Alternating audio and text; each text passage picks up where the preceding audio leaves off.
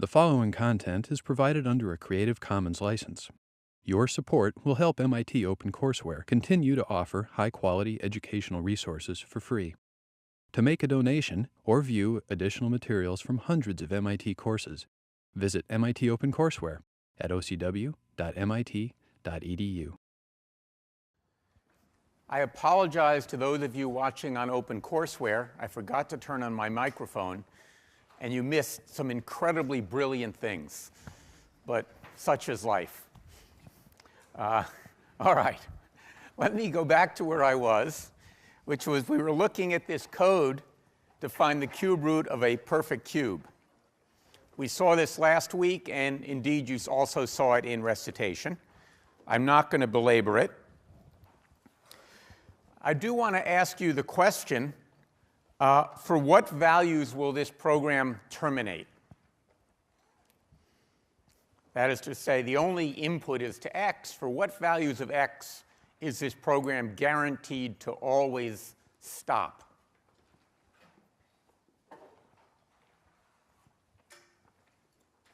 Anybody want to volunteer an answer to that? Ask a simpler question. Let's assume that x is a number.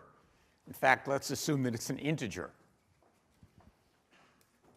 Will it terminate for all positive integers? All positive values of x? Yeah. All negative values? As far as I can tell. How about 0? Yeah. So in fact, it terminates for all values of x. How do I know that? And that's a key question. I know that because I've used, and I mean by used as a mental tool, something in my head, the notion of a decrementing function.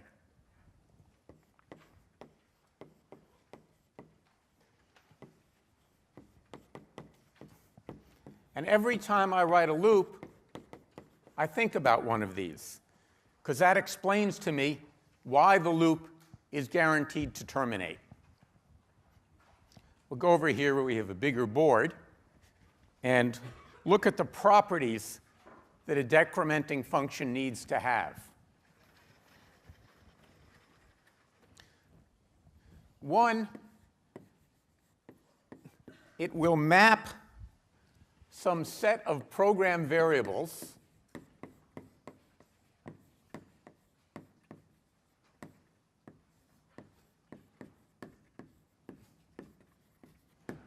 to an integer.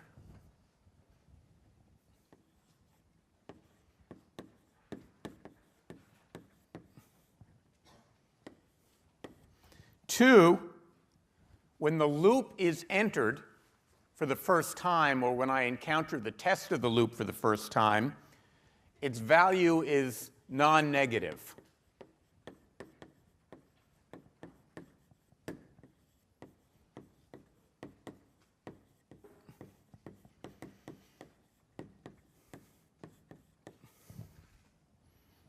Three,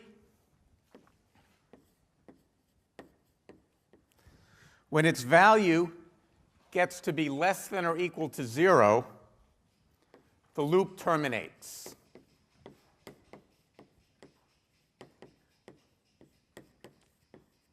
And finally, 4, it's decreased each time through the loop.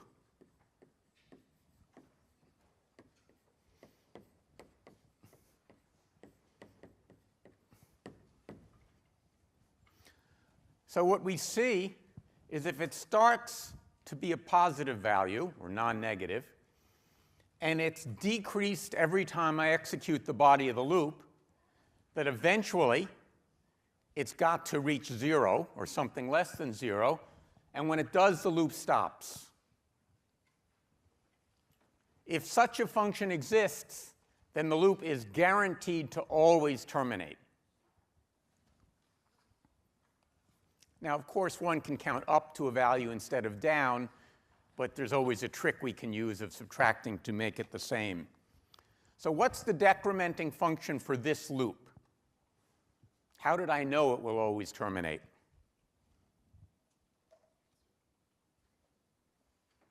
Yeah? Answer equals answer plus 1. I don't think so. Does that satisfy all of these properties?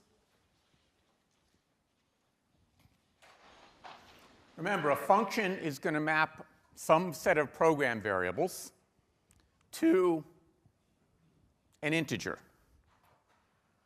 So what are the interesting program variables here? Well, there are only two, ants and x, right? At least that's all I can see. So what would be an interesting function?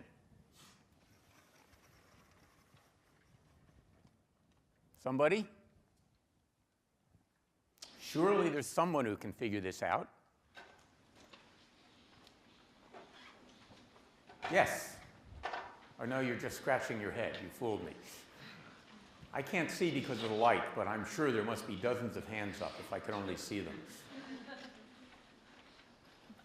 Actually, I don't see any hands up. All right. This is not so hard, guys.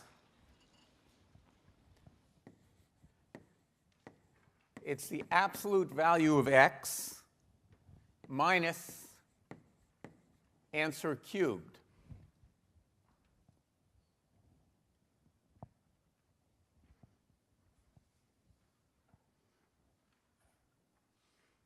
So what does this value start at? Let's pick a value. Let's try, suppose that x is equal to 8.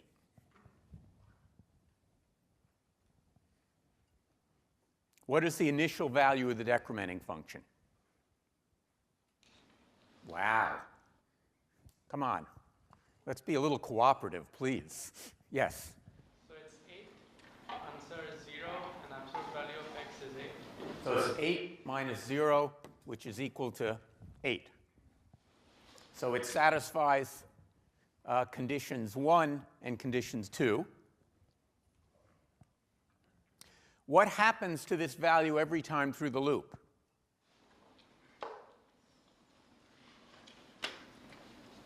Does x change? Does answer change? And how does it change? It's increasing. What does answer start at? It starts at 0 and it increases. So I know that answer cubed will always be positive, right? So I know that every time through the loop, it will be 8. The first time through, it will be 8 minus 1 cubed, which is 7. And the next time through, it will be 8 minus 2 cubed, which is 0. And then I exit the loop. And it's that kind of reasoning that I use to convince myself that this loop terminates. And every time I write a loop, and I hope every time you write a loop, you will think about what's the reason the loop is going to terminate, and you will do it by thinking about what the decrementing function is. All right. People get me on that? And whoever finally answered a question surely deserves to be fed. I obviously have to bring better candy to encourage better responses. OK. Now, let's go back and look at the program itself. Now that we know it stops, and you can take my word for it that it actually computes the correct answer, let's think about what kind of algorithm this is. What's the method? This is an example of guess and check. And it's a particular kind called exhaustive enumeration.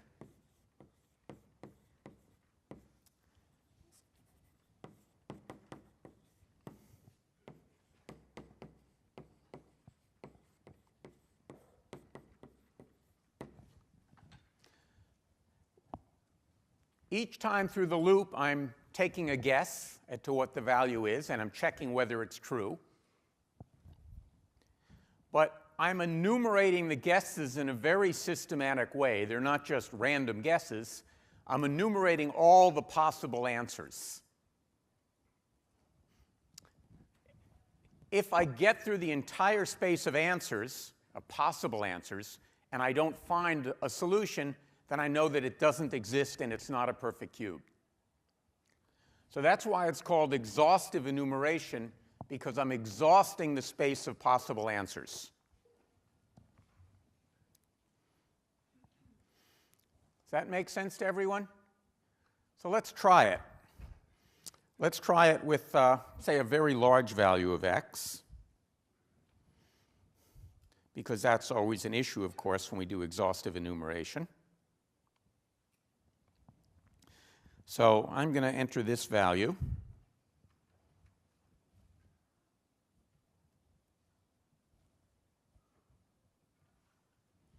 All right, is that a perfect cube? Who thinks it is? Who can tell me what it is? What's the cube root of that? All right. Well, this is a question I did not expect you to answer, but it's 1,251. That'll be in the first quiz, so make a note of it. Notice how quickly the computer did this. Found the cube root of quite a large number very quickly. And so while one might initially think that exhaustive enumeration is a silly technique because it takes a lot of guesses, for an awful lot of problems we can actually just write a pretty stupid program that solves it by exhaustive enumeration. We typically refer to such programs as brute force. And brute force is often exactly the right way to solve a problem.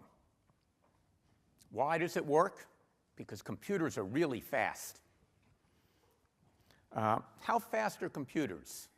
Well, today a good computer can execute in a single processor on the order of 100 million instructions a second. How fast is that? And now we're going to see if Mitchell has answered the question I asked on the way into class. How many instructions can a computer execute between the time I say something and the time the people in the back row hear it? Mitch thinks it's 400 million instructions. I think that's about right. It's hundreds of millions at any rate. That's kind of amazing. Between the time I say something and the time you hear it, hundreds of millions of instructions. It's mind-boggling how fast that is. And that's why we can often use these kind of solutions. Next lecture, actually even a little bit later in this lecture, I hope to get to an example of why that doesn't really get the job done. At least not always. Before I do that, I want to look at one more programming construct, and that's a variant on the while loop. So if we think about what the while loop we were just looking at did, or does, as the decrementing function told us, it's looking at all the possible values of answer ranging from 0 to the absolute value of x. And at each step, testing and doing something. We can abstract this process using something called a for loop.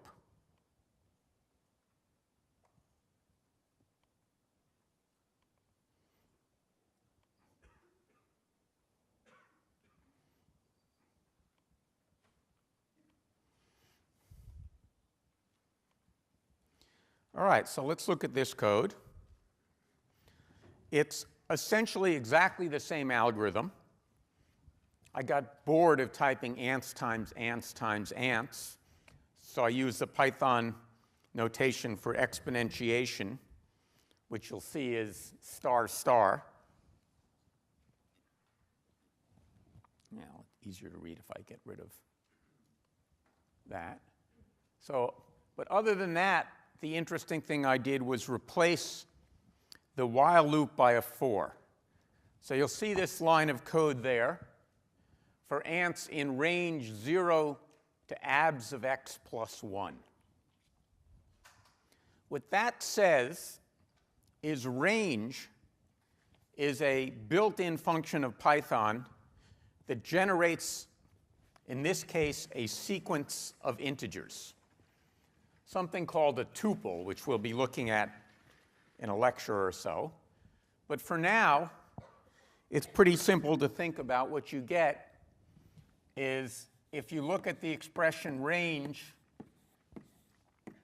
of x to y, that gives me a sequence of values x, x plus 1, up to y minus 1. Notice not up to y, but up to y minus 1. So it gives me a sequence of length y, well, starting, assuming that's 0, right?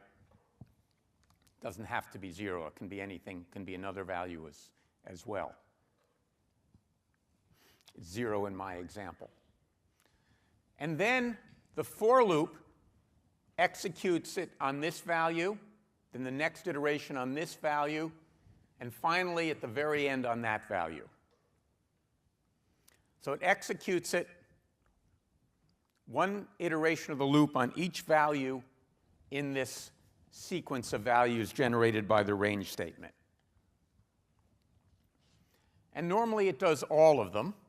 However, you'll see I've added something called a break here, a command in Python. And what break says is exit the loop. So it exits it prematurely without executing all of the values generated by range.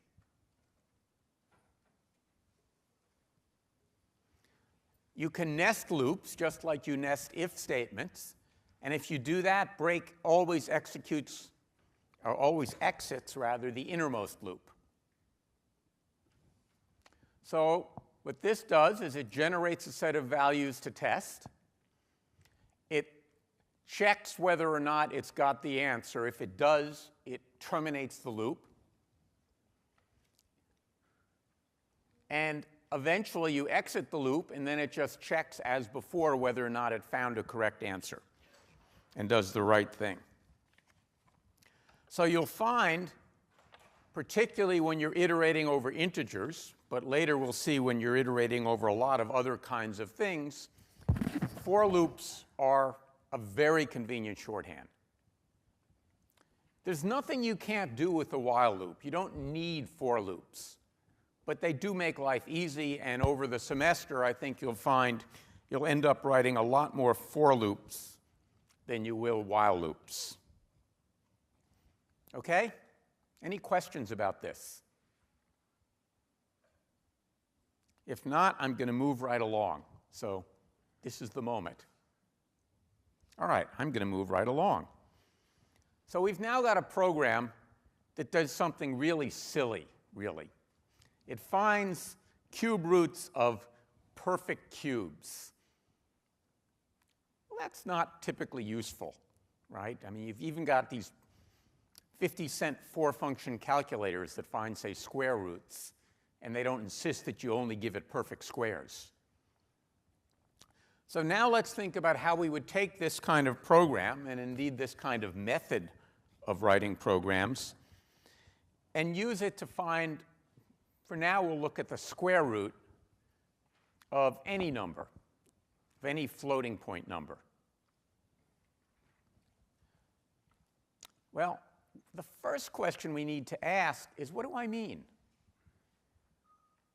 And that's kind of a subtle question. What does it mean to find the square root of a number?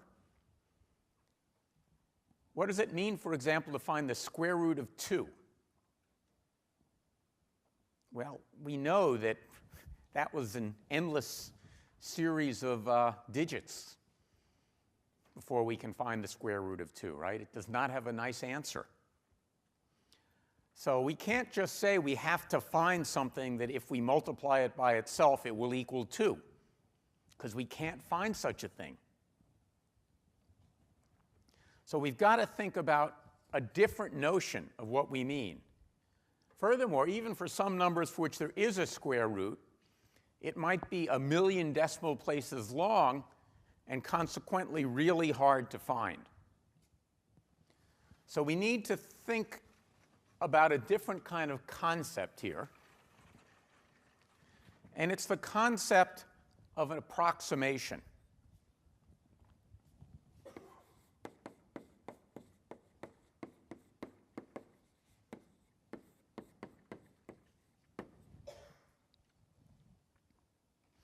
finding an answer that is good enough. So what should we do here? How do we think about this? Typically, what we do when we think about an approximation is we define how good an approximation we're willing to accept. So, for example, we might want to say, all right, I want to find a square root that lies within epsilon of the true square root. So find a y such that y times y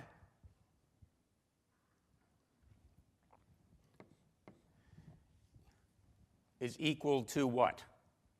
What does it mean? How would I express it within epsilon of the perfect answer?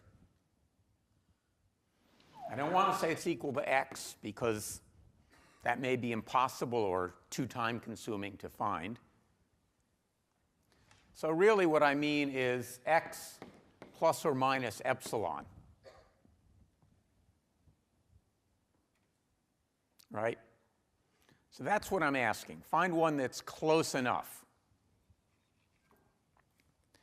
And that's what the next piece of code I want to show you does.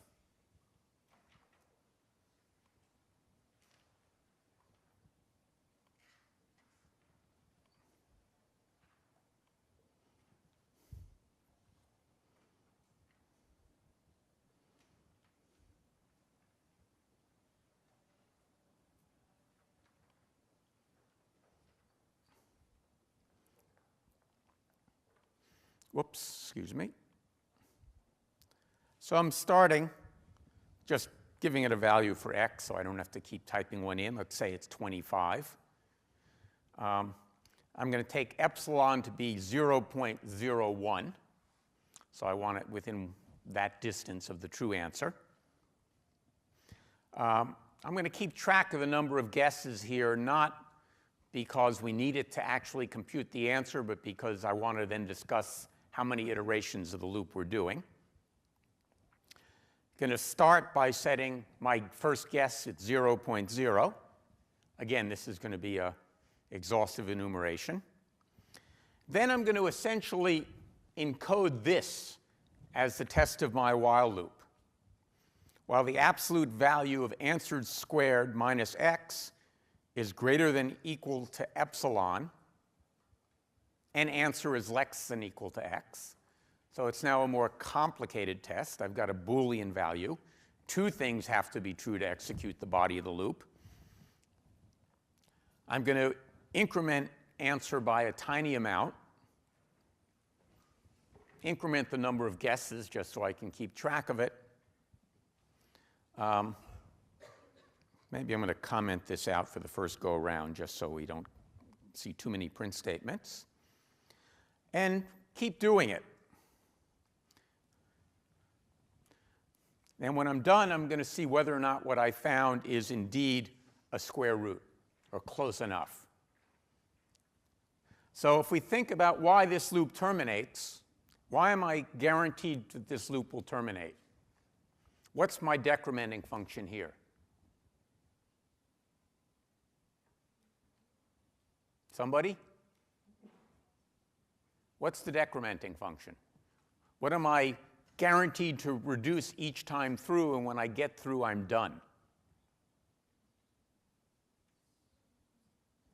Yeah? Answer squared minus x minus epsilon? No. Close, sort of. But I appreciate your trying. That's worth something just for the effort. Somebody else. Remember, if we look at the properties it has to have, it's going to guarantee me that when it gets to the right value, I exit the loop, which suggests it's going to certainly be part of the test of the while. Just look at this piece over here at the end. Right? Answer starts at 0. I keep incrementing it. Eventually, answer minus x will hit a value, right? Eventually, I'll get to the point that this condition must be true, must be false, rather, and then I exit the loop. So this piece is not really the key. It's this piece that guarantees me I'm going to get out eventually. This piece can get me out sooner. It's kind of an optimization, if you will. All right, so I'm just going to go until I find the answer. Let's see what happens when I run it.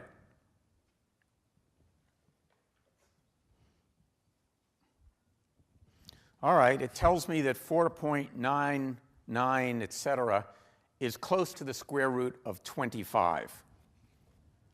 So there's some things to note about this. First, it didn't find 5. 25 happens to be a perfect square, yet I didn't find it. Is that okay? Yeah, because that wasn't what I said. What I said is, find a y that has these properties over here. And I did. I didn't say find the y that gets closest to the square root of x. I said find one that has these properties. Effectively, what this is a specification of the problem.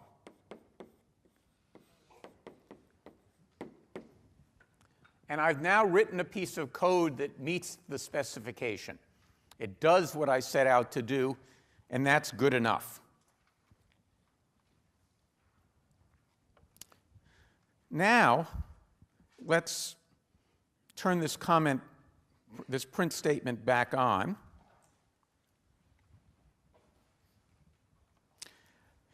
Took almost 500,000 guesses to get there.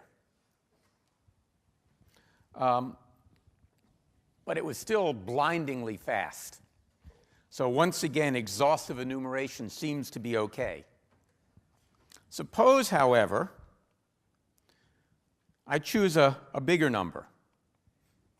Now, first let's choose something that doesn't have a good answer. Let's see what it does for that.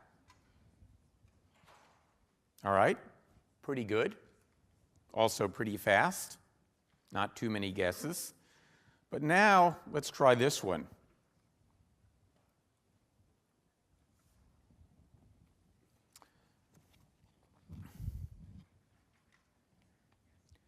Well, it's going to wait. It's going to get done, but it's going to take a little bit longer than maybe we want it to take. Why is it taking so long? There it is. It found an answer, which I think is good. But as you can see, it took quite a few guesses to get there. So why? Well, let me first ask this question. Can we look at the code and anticipate how many guesses it's going to have to take? We're going back into this issue of computational complexity, but here not of the problem, but of the solution. So this is algorithmic analysis. We're analyzing the algorithm, this exhaustive enumeration algorithm, and trying to figure out how long it's likely to take to run. Well, what does the running time of this algorithm depend upon? Yeah. It depends on the actual square root.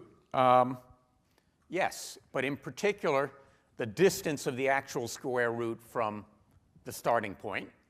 So that's one factor it depends on. But that's not the only factor. What else does it depend on? Ooh, do we have an injury? We had a dropped pass and a deflection there. All right.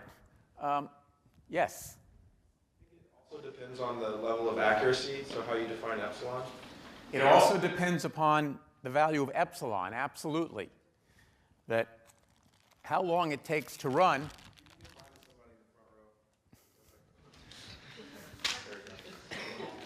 Someone with a concern for safety. All right. It depends upon the actual value of epsilon, because if epsilon is small, we may have to take more steps to get a precise enough answer. And it depends upon one more thing. Yeah? And on the increment that you're going up with. The increment, exactly. Because the number of times we go through the loop is going to be related to how big a step we take each time through.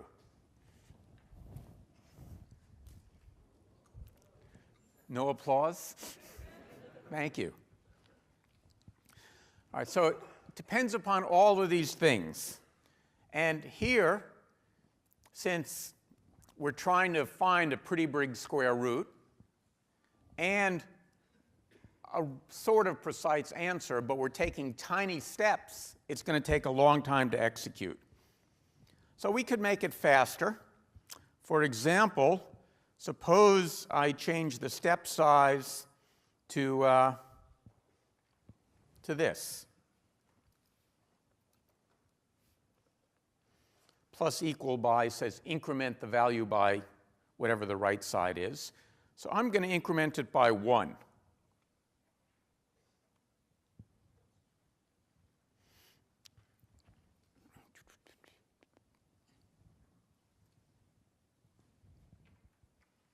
Well, it was really fast, but it didn't work. It failed. All right, that's not so good. So I can't just do that. And of course, it's not surprising, because I ended up jumping over the answer. I could make epsilon smaller, but that seems like cheating. So really, what I need to do is find a better algorithm, a better way to attack the problem. Fortunately, I don't have to invent it. Some people a lot smarter than I am figured out a long time ago a good method for solving this kind of problem. And they're doing it using something called bisection search.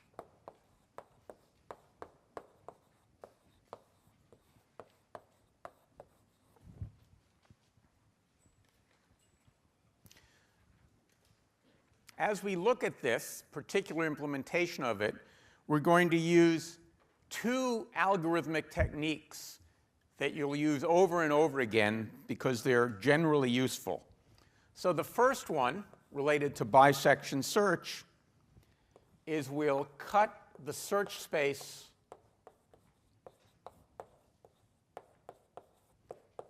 in half each iteration.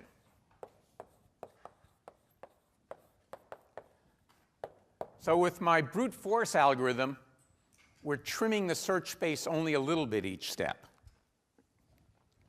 So if we think about it, what it looked like, we had a space of values to search for the answer. And I started here, and each step I just trimmed off a tiny, tiny little bit, 0.001. Leaving me a lot of space to search. And that's why it took so long. When I do bisection search, the basic idea is each step I want to cut the search space in half. Get rid of half of the search space each time. So one way I could do it is I start with a guess, say in the middle. Just pick some guess that's in the middle of my search space. And now I say, is it too high or too low? I can easily answer that question. I square it, see is my result bigger than the actual square root or smaller than the actual square root. And that tells me whether my guess is too big or too small. Once I know that, I know which side of the guess the right answer is on. So if I knew that my guess was too big, then I know there's no point in looking over here for my next guess. So I can get rid of this whole half in one step. Now, what should my next guess be? Yeah. My next guess should be halfway through there. Exactly. Ooh. And now you'll note, let's say this time my answer is too small. Then I know I can get rid of this. So now I'm very quickly pruning my search space.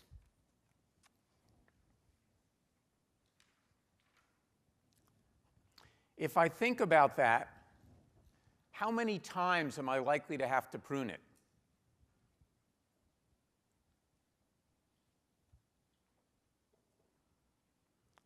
It's much faster, right?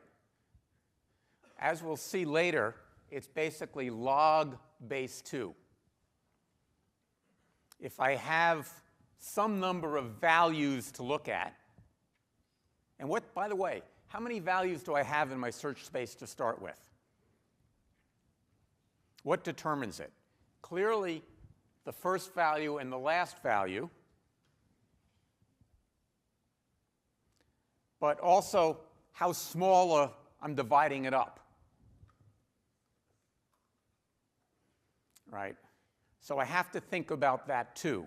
What is the precision with which I do this? Am I looking at every 1/1,000,000th of a number or every 0.01? That will tell me how big it is. Once I know how big my search space is, I know that if I search it linearly, looking at every value, my worst case is I look at everything until I get to the end. But my best case, well, my best case is I get lucky and my first guess is right. But if I use bisection search, my worst case is going to be log number of values in that space, because each time I throw half of them away. All right, we'll see that in more detail later on. Let's go back and look at the code now.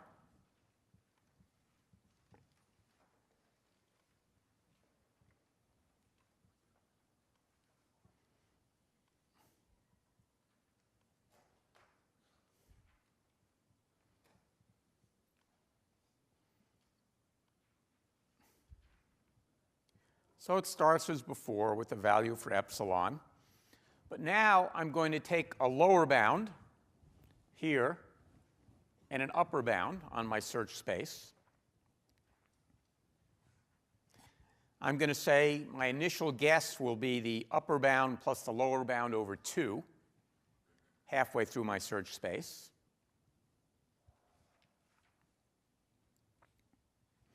And then I'm just going to work my way through it until I get to the answer, or don't find it. So should we look at what's going on here? Let's try this. Well, let's first make sure it works for a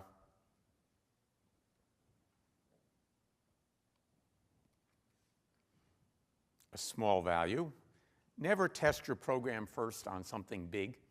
Always try your program on something small first. Let's try it on that. Got an answer.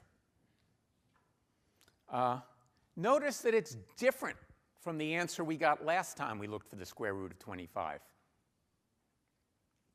But that's okay, because it still meets the specification. It's still within epsilon of the actual square root. And I didn't have to say that I wanted it below or the square root or above. Just said within epsilon. Sure enough, different algorithm, different answer, but equally good. But a lot faster. Now let's try it for the big value.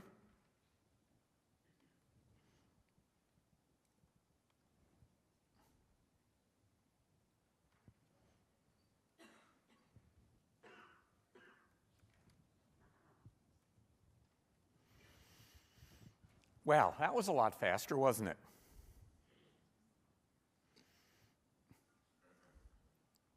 It got me an answer.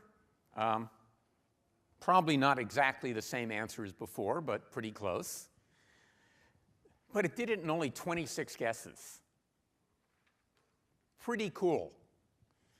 And in fact, we'll see over and over again that bisection search is a really good technique for finding quick answers. All right? And again, why is it 26? Well, we had some number of guesses to start with. After one, it was half as big, then a quarter as big, and eventually log 2 of the size. But what was the size? Was it the number 1, 2, 3, 4, 5? No, we already talked about that. What was it? Let's look at the code, and let's think about what was the size of our initial search space. It's a little bit tricky to think about this, right?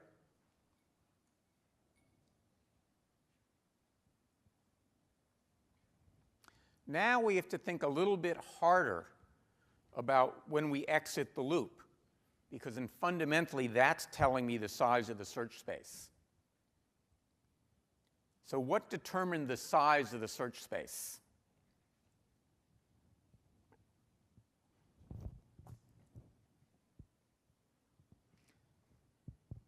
Well, we talked about the upper and the lower bound, but what's telling me, roughly speaking, how many divisions I have? It's epsilon, right? It's not 0.01 because when I square it, it gets to be has to be smaller than 0.01. But that tells me roughly how many I have.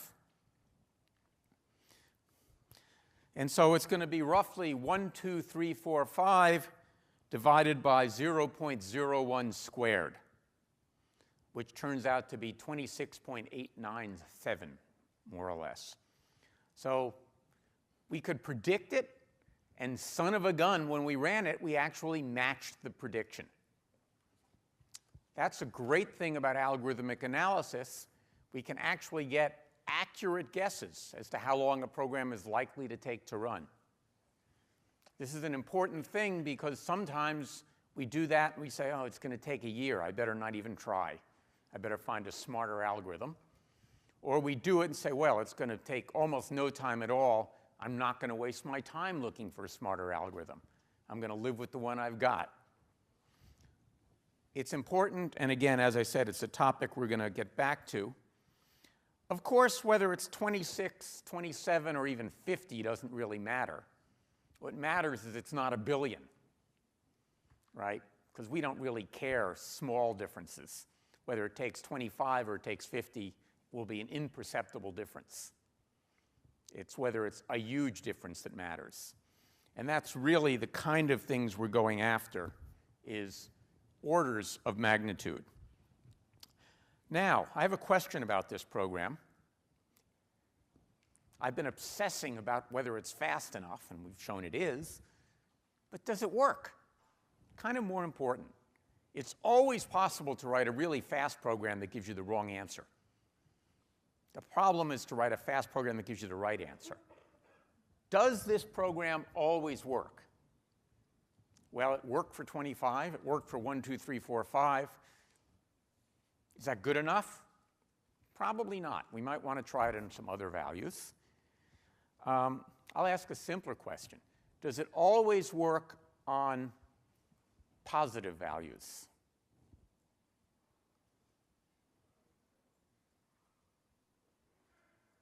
All right, I'll give you a hint. No, it does not. I'm not going to, however, tell you why it doesn't, because I want you to think about it, and I want you to tell me why it doesn't in the next lecture. But because I'm not a complete sadist, I'll give you a hint. When we use bisection search, or for that matter, any search method,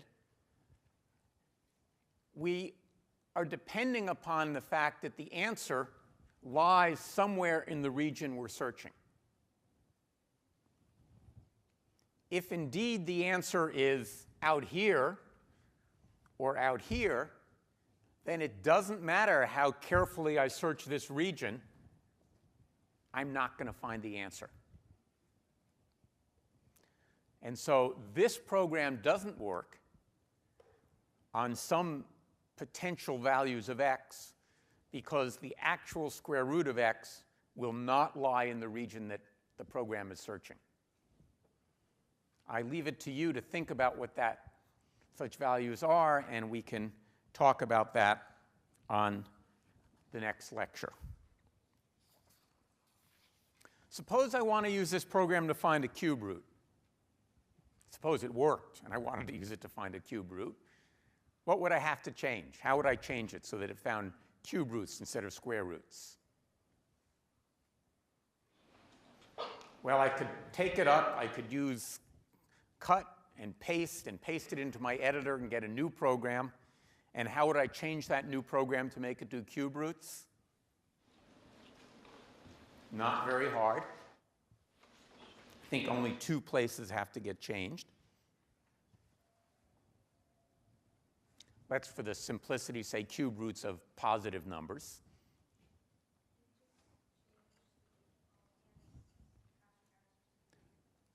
I think you said the right thing. All I have to do is change that 2 to a 3, and that 2 to a 3, and I'm done. And I should probably change the message to say cube root. Pretty easy. On the other hand, suppose I also wanted to find the 4th root and the 5th root and the 6th root, however many roots. Well, I'm going to get pretty tired of cutting and pasting and building a whole bunch of things. So really what I want to do is find a way to write the code that will find the nth root of a number for any n. To do that, I'm going to introduce a new programming concept, and that concept is the function. And that will be the main topic of Thursday's lectures.